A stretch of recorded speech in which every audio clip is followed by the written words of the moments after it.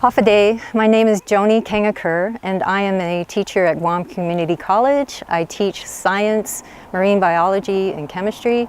And we're here at the Masso watershed area, specifically right near the Masso Reservoir. And we're here because I want to talk about something called the Ridge-to-Reef concept.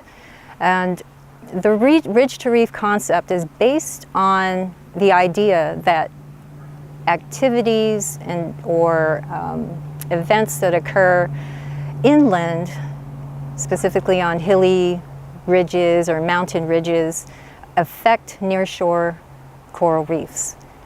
And it's important to talk about Masso because Masso is actually a work in progress that uses the Ridge-to-Reef concept. And we're hoping that Masso becomes now a model for other watersheds to follow as we move around Guam and protect our water resources. The southern Guam has a different kind of watershed than what we have in the north. In the south, we have rainfall that falls in the mountains, the hilly areas. The rainwater is absorbed by layers of soil and clay, but then that water eventually hits solid bedrock and has to run back up to the surface. And when it gets to the surface, it forms streams and rivers. And so these streams actually flow downward following gravity and collect into a wetland or into a larger river. And so this river or these streams carry along with them sediment, nutrients, and so on. Anything that gets put into it is carried by the river, and eventually all the rivers end up draining into the ocean. So it's important to realize from a protective perspective that it's important to have water that leaves the land being clean before it hits the ocean, before it hits the coral reefs. So a little bit of history about Masso watershed area, or the reservoir. The reservoir was built in 1945 after World War II by the military, and that was to supply drinking water for the troops. However, in 1951 it was abandoned because of the high sediment load in the water.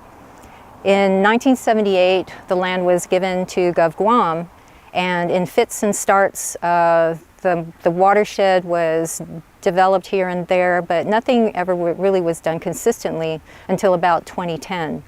They started to do revegetation of the area using acacia bottlebrush trees, and the importance of the acacia bottlebrush is that it grows very quickly, and it's been called a nursery tree because it supplies nitrates to the soil. And why are we supplying nitrates to the soil?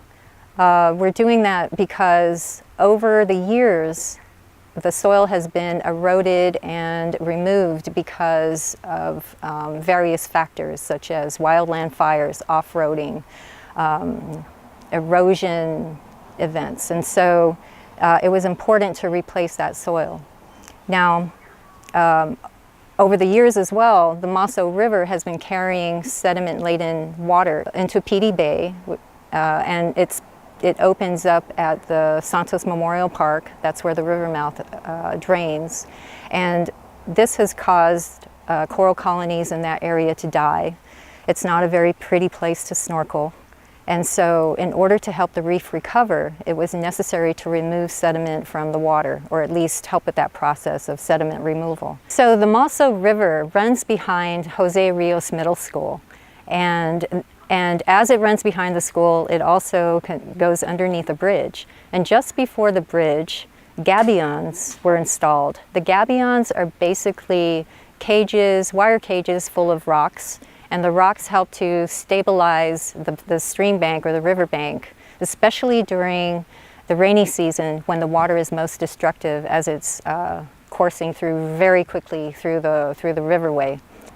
And it was there at the park, right near the pavilion, where a rain garden was installed. And what the rain garden does is it reduces the amount of runoff that goes directly into the bay. So after a couple of years of planting the acacia trees, it was determined by the Department of Agriculture that they could now put in endemic and native trees. And so now we have pago trees, pandanus trees, chioti, Nanaso, Lada, which is also called Noni. And what's happened now is that the area has been transformed into a recreational area. So other things that we can do to protect our watershed and our water resources is to avoid activities like burning, particularly wildland fires that might get started by arsonists. And the fires get rid of vegetation, and it's the vegetation that's important for holding the soil together, absorbing water, reducing runoff, and so on. We also need to ensure that we take care of our trash, dispose of cooking and motor oil appropriately. We don't want to throw it into the ground or into the waterways. And we also need to watch our off-roading activities because off-roading damages the soil. We also need to ensure that development doesn't contribute to erosion and pollution. What used to be muddy slopes, and we used to go sliding up and down these slopes trying to plant trees. Now those slopes are covered with vegetation and trees. And further in, behind the reservoir, we're going to see trees, basically a forested area that didn't used to be there. So this transformation has turned this area into a place where we can hold the annual Kids Fishing Derby. Part of the funds that made this walkway and fishing platform came from a sport fishing fund. And so the kids enjoy that every year, and I'm sure that people can come up here and enjoy some quiet time, hiking time, and it's just a great place to be.